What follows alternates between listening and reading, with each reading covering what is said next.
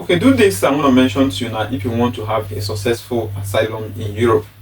Now, it has been proven that, in fact, asylum is the only thing that will give you what you have not dreamt of all your life from the third world or fourth world country where you're coming from. Now, a lot of people can say all manner of things about Europe, especially Germany and other neighboring countries. But the fact remains that you are better off as an asylum seeker than whatever you're doing back home in your home country. So if you want to have a successful asylum, number one, prepare yourself very well before coming to Europe. Don't just dust your bag and dust your bum and then enter the country and believe that you can just tell them anything, verbally without any clear evidence, and you expect them to believe you. They'll be hearing most of this story, most of those your lies, because you're actually lying, since the time immemorial. All right. Number two is be prepared to, clear your identity. In fact, I don't know, a lot of people will tell you if you submit your passport, they're gonna deport you. My brother, the more you hold back your passport, the more you compound your problem, the more they believe that there is something you're hiding about yourself. Because if you hide your identity, it means something is definitely wrong somewhere about you. So be ready to declare your identity anytime they ask you, to bring your passport or whatever. If they want to deport you without your passport, they already know where you're coming from and they can deport you and nothing will happen. But your government back home don't even care. If anything even happens to you, nobody cares. So you just need to be guided and make sure you don't compound, issues by yourself. Now, even if you don't want to give them your passport from the onset, from the beginning, have it at the back of your mind that at the end of the day, you must clear your identity. Then you can give them something like birth certificate or, NIN or whatever identity you might have from your high motherland, that's your home country. All right. So another one is refusing to integrate, refusing to learn the language. Now, most European countries don't speak English. They expect you to, to learn their own language if truly you want to be part of them. Some of you will say, book, no, they enter your head. Some of you will say you cannot learn language and all of that. If you cannot learn language, why did you not leave your home country and then, come to, create nuisance in their society? Because it won't make sense that you are in the country, you cannot express yourself. If you go to supermarket to buy something, you cannot speak the common ones, that you're supposed to, you're supposed to at least express yourself, ask questions, basic questions. And if you cannot do all of this, I don't think you have any reason to be in that country. You cannot like their money and not like their culture.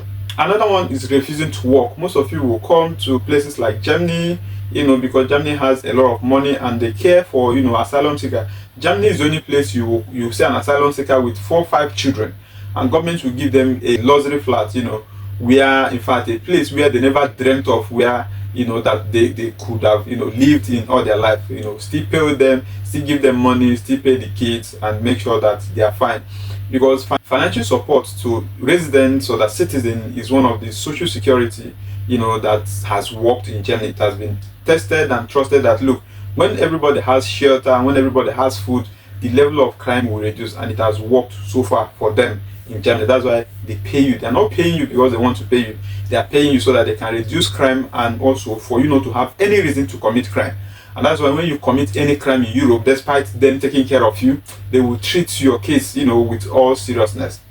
So Germany is the only place where you see asylum seeker living in a neighborhood where, in fact, you don't even imagine that you can live in, living in a very beautiful house. And the gap between the rich and the poor in Germany is not too much. You will even know someone that is rich. In fact, the poor people are the ones that are driving the biggest car in Germany, because here you don't pay cash, to drive a car. You need to just go and identify yourself, sign documents, and they will give you, a car to drive. And by the time you use that vehicle and you feel this one is not okay, you can return it and take another one. It's that easy, to buy a car in Germany. You hardly see people that pay cash, to carry most of these things. They will drive and then return and take new one and so vital. So you see, you cannot really know who is rich and who is not rich. You can see, someone who owns a company that wants millions of euro, and you just wear, dirty shoe, tattered t-shirt and all of that. They don't care about fashion.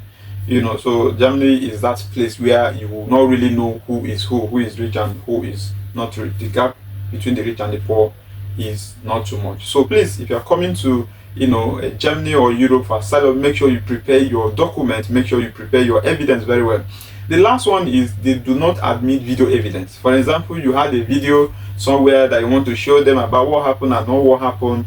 please, they don't, because they cannot really authenticate the authenticity of that video.